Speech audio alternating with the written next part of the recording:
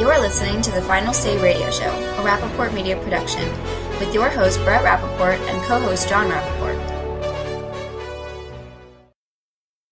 Well, John, we've got our first guest today. I want to welcome back to the program. We have Stephen Moore with the Wall Street Journal and author of a book I've got in my hand, which just recently came out, entitled Who's the Fairest of Them All? The Truth About Opportunity, Taxes, and Wealth in America by your one and only Stephen Moore.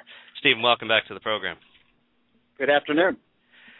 Well, you had some very interesting articles in the Wall Street Journal, and then we'll get into the book.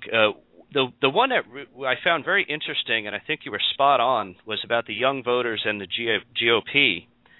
And I think you're absolutely right, one, that we have to pay attention to the other voting blocs, not just the conservative blocs, because we have to encourage other people out there to cross lines and support some of the policies that we are supporting, and teach them why we're the better solution than some of the other solutions that are out there. Because you need more people under your big tent to win elections, especially national ones. Well, that's for sure. And you know, the Republicans did very poorly with minorities, obviously, blacks, Hispanics, and Asians, but they also, got pretty clobbered when it came to the young vote. And it just, as on college campuses, just isn't cool to vote Republican any longer. And so there's a lot of image repair that needs to be done by the Republicans, and they've suffered a lot of brand damage. And what this poll found, which was of 800 college age students, was that that age group, the millennials, they are very they're turning kind of libertarian, so they want the government out of the boardroom and the bedroom. They don't believe in government intrusions into their everyday life, and that should be a message for the most part that Republicans should be able to appeal to those voters with, but so far they're just not doing it. What I found interesting in your article that you pointed out was the word itself, conservative, is more of a turnoff to this age group, but they polled better with words such as free markets and entrepreneurship and limited government, which I thought that's actually a positive thing. It may well be. I mean, it's interesting, and if you go back 10, 20 years ago, liberal was a dirty word, and now, because of a kind of campaign by the left to make conservatives seem like that they're mean and nasty, and they only care about rich people, they don't care about the environment, they don't care about minorities or gays or whatever group it is, that there's been a kind of taint to the term conservatism, and so you're right that Republicans do better when they talk about issues like limited government, entrepreneurship, free markets. Those are much more appealing than conservative to young voters. Right, and you also pointed out that in the media over the last many months, the big issues have been abortion, gun control, gay marriage, and climate change, and all of these rank far lower in important issues when you ask young people. And they're citing things such as the economy, jobs, education, and national debt that are literally polling 3 and 4 times the rate. Yeah, isn't that interesting? I mean, media keeps fixating on these issues like abortion and gun control, and yet, and by the way, this is not just true of young people. It's true of almost every age group that, that these are not the top issues that the media talks about night after night after night.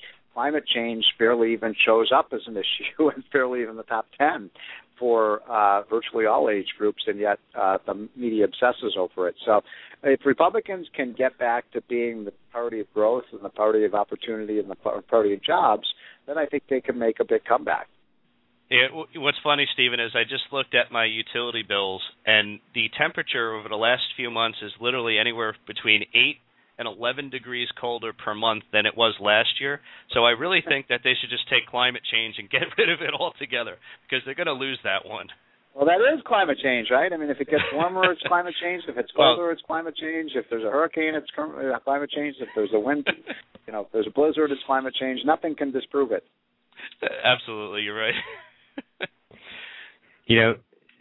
Steve, you brought up a very good point that this whole thing, if you look at the message, I think is critical. And how you present that message. It's something as simple as the Republican Party explaining to young people, conservative principles are like the App Store.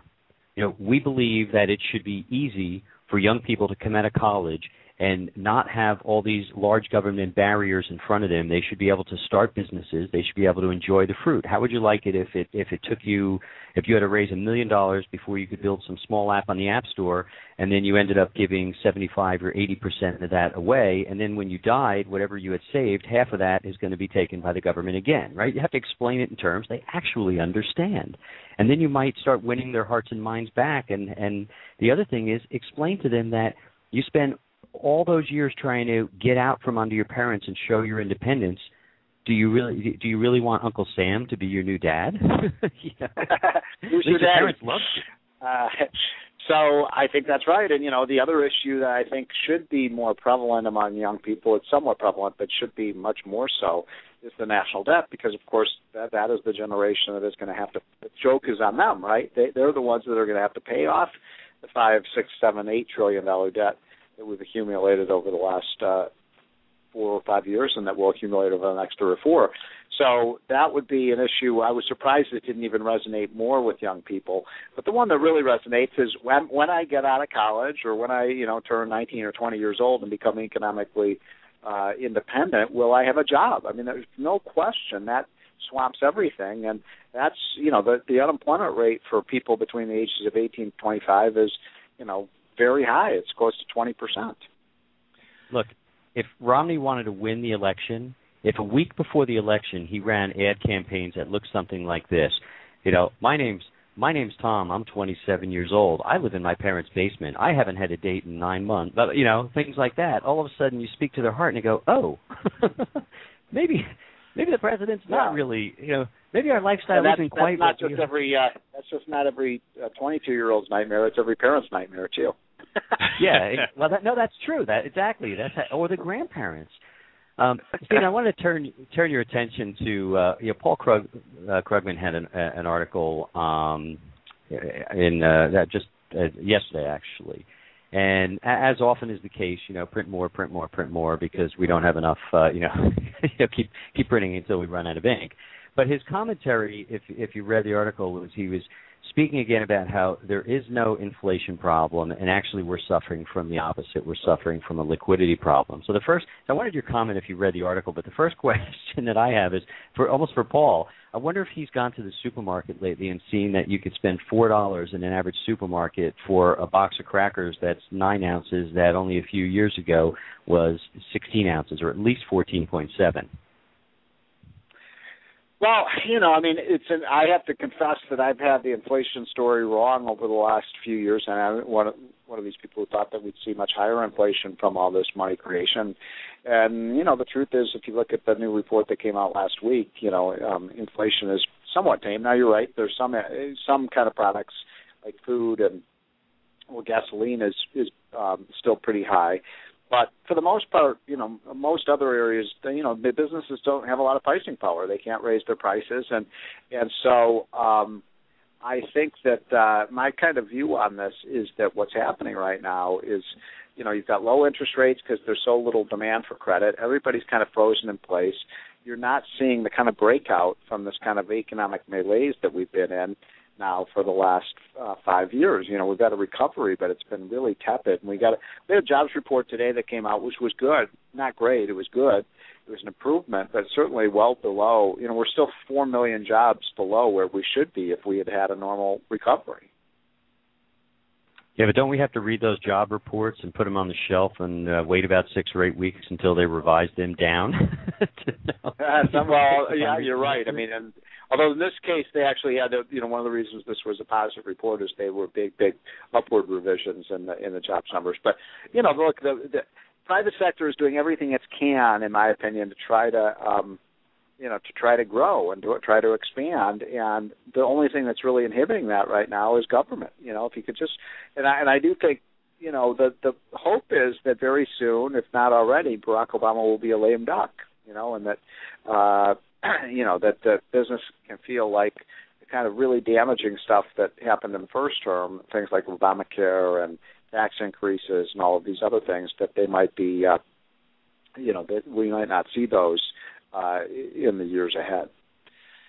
Stephen, I've learned many things from you over the years, and one of them is that the economy has to produce so many jobs every month just to keep up with the growth in population and to be able to sustain itself. And I think one of the problems here that you alluded to, not being close to where we should be, is the fact that I'm happy that we've added 165,000 jobs, but I would feel much better if it was 250 or 350 or 400, and for several months in a row.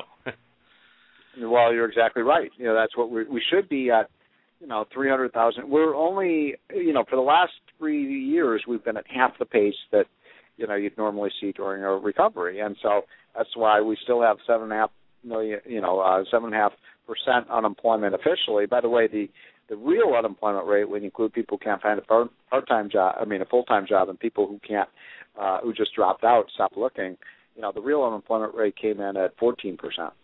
That's right. There's one other issue here, and when you're looking at the unemployment, now we're taking into the equation of Obamacare, where you see a lot of companies and even colleges and a lot of institutions that are lowering the amount of hours that people at work. So the question is, people may be getting jobs, but are they paying enough, and are they working enough to be able to sustain themselves or their families? And I say no. Yeah, it's a big problem. There's no doubt about it. And, we saw that in this latest report that the work week was reduced.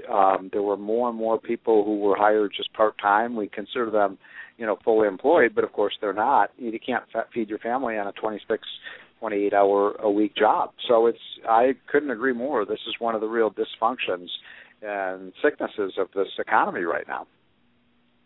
Well, I think there's two other interesting comparisons statistically. One is the effect of the illegal immigrations and then this de facto amnesty program at best, right? And then the other is there's got to be some way where you where you can equate almost from a productivity versus longevity standpoint. In other words, how many people are working versus how many people are not, and then how long are the people who are not working, who are retired, actually living? And if you compare the two, and you probably run numbers, you realize what a crisis we're going to have over the long haul.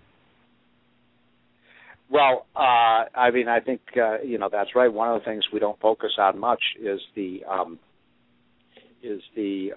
fact that we have baby boomers retiring very soon, and there's 80 million of us, and when we retire, we're not going to be able to see the kind of where are the workers that are going to replace the people who are retiring, and when you've got such a big problem finding jobs, I really worry about that. It makes the Social Security and Medicare and entitlement problem much, much worse. Steve, I'd like to focus on your book with the last few minutes we have with you. And I think you've brought up some really fantastic points here, talking about the story of fairness, the story of, even facts as the top 3% paying the same in taxes as the other 97%. But one thing that you wrote here, and you're talking about the middle class that's really been suffering, and the fact that the liberals keep making us look like we don't care about the poor, but in fact it's the policies of liberals that have kept people poor and have had such an impact on generation after generation, and I think that was such an important thing to point out. Well, yeah, that's right. And, what's interesting to me, when you talk about the election that we just had and the re-election of Barack Obama, one of the most mystifying things is that the people who were most likely to vote for Barack Obama, young people, poor people, people without skills, minorities, women, those are the very groups that have been most harmed by his liberal policies. Now, isn't that interesting? The people most likely to vote for him are the people who saw the smallest economic advances. And so liberalism is not something that creates fairness. It does not create opportunity. It does not create a rising tide. What does is the free enterprise system. And, the reason I titled my book, Who's the Fairest of Them All, is because the fairest system, the one that does create the most jobs and the most opportunity and the most wealth, that's the free enterprise system, and we've moved away from that. Liberals have been very, they are very antagonistic to free enterprise because they want the government to run everything, and that just hasn't done very well for the poor. Right. There are a couple interesting stories. You brought up the early colonists that had come here, and the fact that they sort of tried that socialism at first, and a lot of them starved to death because of it. And then when they were finally said, listen, here's your property, fend for yourself, and whatever you have left over, you're free to sell it on the open markets, and voila, look what we have now. Well, that's a really good point. That the original colonists almost starved to death because they did move towards a socialist system, and when you have a socialist system and everybody, from each according to their ability to each according to their needs, people don't produce much, and when it wasn't until they actually moved towards a free enterprise system that the country started to prosper and populate itself, and that's just a little lesson, but there's so many lessons throughout history that indicate that the system that creates wealth is the one that lets everyone keep the fruits of their labor and really become what they want to be in life, and that's sort of what's great about America is there's nothing really standing in your way from succeeding. And from doing whatever profession you want to do. I always tell young people, do what you love because you'll be good at that. And, there's a lot of other countries where you just don't have those kinds of opportunities. It's funny. I was watching something just yesterday. One of the big obvious killers of this economic engine is all the money that's given out to people to sit on their duff and not do much versus the small percentage who truly need help. And one of the most liberal people that I know had an article they sent me recently or a story, and I read it. It was actually a wonderful story. And it was almost like, does this person not actually see what they just sent me and understand the meaning? Because it was a story about how this gentleman who's helping homeless people find very inexpensive homes. But even this extremely liberal person was talking about the inefficiency of the government and the $45,000 to $60,000 that they're spending to keep this guy in a drug clinic for 45 days only to put him out, and how for 10 years the cycle repeats. And I'm hearing millions of dollars wasted on somebody who gave their soul away years ago. And then these people are coming along finding very inexpensive, small, tiny, but little tiny housing for them very efficiently. And what it tells me is even if you're an extremely liberal person or if you just happen to be a very charitable do-gooder, it shows you what many of us conservatives say all the time. Churches and temples and community, folks who care will do the job. If the government doesn't do it, they'll do it, and they'll do it for a fraction of the cost.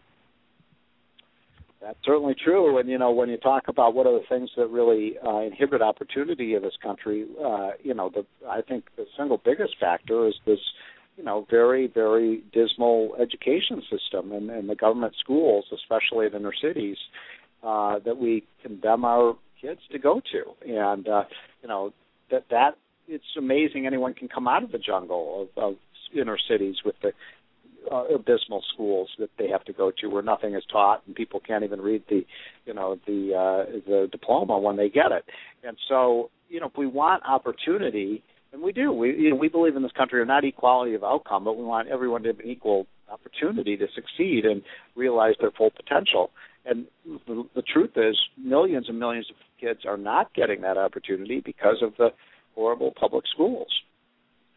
Stephen, the last question before we let you go. In looking at your book, what is the one thing, the most important thing that you'd like to say regarding this that we should take away from it? Well, the goose that lays the golden eggs is the free enterprise system. It is the reason America has become the richest country in the history of the planet. And what we ought to strive for is more opportunity to get rid of the obstacles of big government. You don't get rich with a tax system that tries to, make rich people poor. You want a tax system that tries to make poor people rich. And sometimes I think our politicians and sometimes I think the voters forget that. Excellent. Stephen Moore, thank you so much. And, of course, the book is entitled Who's the Fairest of Them All? The Truth About Opportunity, Taxes, and Wealth in America. Again, thank you, Stephen Moore. Have a great day. All right, take care.